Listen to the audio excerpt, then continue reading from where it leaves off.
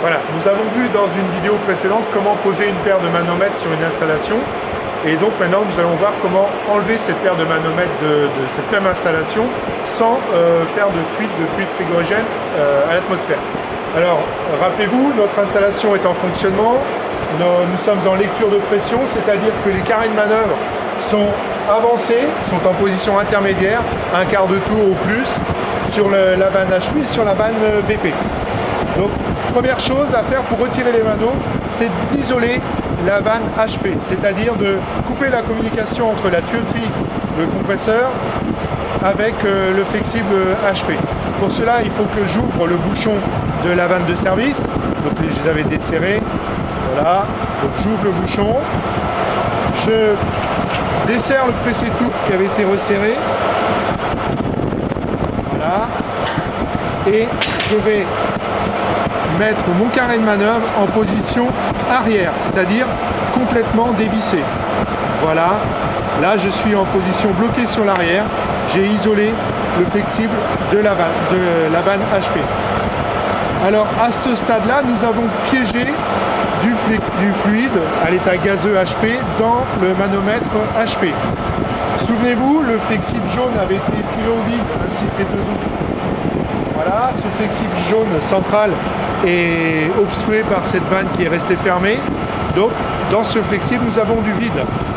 Je vais mettre en relation le flexible rouge qui est sous pression d'environ 15 bars avec ce flexible jaune qui est au vide. Donc, il va y avoir un équilibre qui va se faire. Voilà, mais il n'y a pas d'apport de fluide puisqu'on a coupé à ce niveau-là. Donc là, je viens de faire un équilibre de pression entre le flexible rouge et le flexible jaune. Ma vanne de service aspiration étant toujours ouverte, je vais pouvoir mettre en communication ces deux flexibles avec ce flexible-là. La pression actuelle est d'environ 1,4 bar. Donc en ouvrant, alors j'ouvre ici, ça c'est bien ouvert, en ouvrant légèrement ici, doucement, c'est-à-dire, voilà, je vais faire un équilibre de pression de mes deux flexibles qui étaient le jaune et le rouge avec le bleu. Voilà, donc là je peux ouvrir en grand maintenant. Et voilà, on constate que les deux manomètres sont tous les deux maintenant à la basse pression, c'est-à-dire à la même pression que la conduite d'aspiration. Alors à ce stade-là, je pourrais dire, voilà, j'isole ici et j'enlève le flexible bleu. Mais il se trouve qu'en faisant ça, je vais laisser échapper à l'extérieur l'équivalent de 1,4 bar de gaz, ce qui est somme toute pas négligeable. Donc je peux descendre cette pression actuelle en BP à la pression, quasiment à la pression atmosphérique. Comment faire? Eh bien, je vais isoler la vanne départ liquide de mon installation. En isolant la vanne départ liquide, alors je vais d'abord desserrer le pressé-tout. Donc normalement il y avait un bouchon sur cette vanne, mais ça a été enlevé légèrement avant. Je desserre, je vais resserrer cette vanne pour la fermer complètement sur l'avant. Là. Voilà, alors, ce qui va fermer la communication entre le réservoir et le détendeur. Notre compresseur est toujours en fonctionnement, donc le compresseur va vider l'évaporateur de son fluide frigorigène. On va le constater par la baisse de la basse pression. Et tout à l'heure, donc quand on va arriver aux alentours de 0,2 bar, notre pressostat BP va couper l'installation. Moi, ce que je veux, c'est d'arriver à peu près à 0 bar. Voilà, le pressostat BP, le voilà. Je vais ouvrir.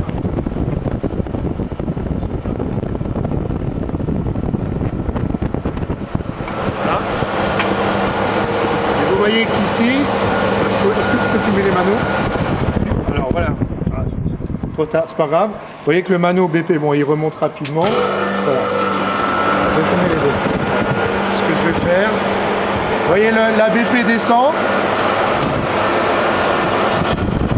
Voilà.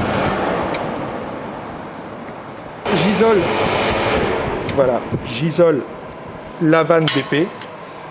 Alors, ce qui a pour effet d'avoir j'ai vidé la totalité de mes manomètres. Vous voyez, je suis même légèrement en dessous de la pression atmosphérique. Et alors, regardez ce qui va se passer, ou écoutez ce qui va se passer lorsque je vais démonter le flexible BP. quasiment aucun rejet à l'atmosphère. Voilà, les manos sont enlevés proprement. Il me reste quand même à mettre le bouchon. Alors le bouchon, celui-ci se sert non pas à la main, mais à la clé à molette, ou à la clé plate, si vous avez celle qui correspond. Voilà. Vous n'oubliez pas de resserrer vos carrés, vos presse-étoupe. Voilà, il était déjà serré. Et de remettre les bouchons sur les vannes. Voilà, et ça se sert aussi à la clé. N'oubliez pas que toutes ces petites opérations de serrage de bouchons est très importante parce que des fuites peuvent apparaître à ce niveau-là et vous pouvez vider votre installation. Voilà. Là, je revérifie que mon presse-étoupe soit... Il n'était pas serré, donc je le resserre. Je mets mon bouchon. La fin de la récréation. Ah, c'est la pause. C'est la pause. Ah bon, on arrête. Et justement, même si c'est la pause, on ferme tous les bouchons. On monte le bouchon Schrader. Bouchon de la Schrader. Voilà. Donc tout est remis. Celui-là à la clé.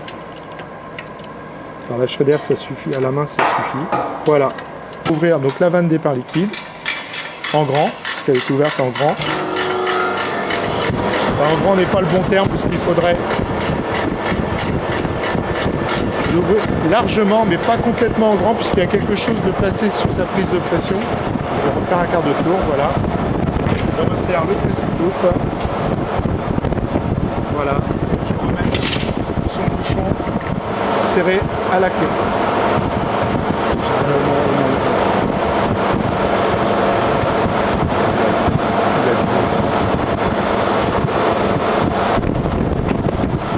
Et voilà, opération terminée. Merci beaucoup, monsieur Lucas. Voilà.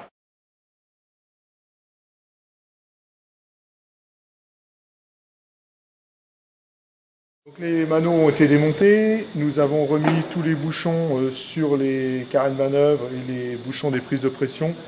Voilà, sur nos vannes d'aspiration, vannes de refoulement, vannes bouteilles. Donc maintenant, on doit vérifier qu'il n'y ait pas de fuite. Alors pour cela, je vais utiliser un détecteur électronique de fuite qui est calibré pour détecter une fuite de 5 grammes par an.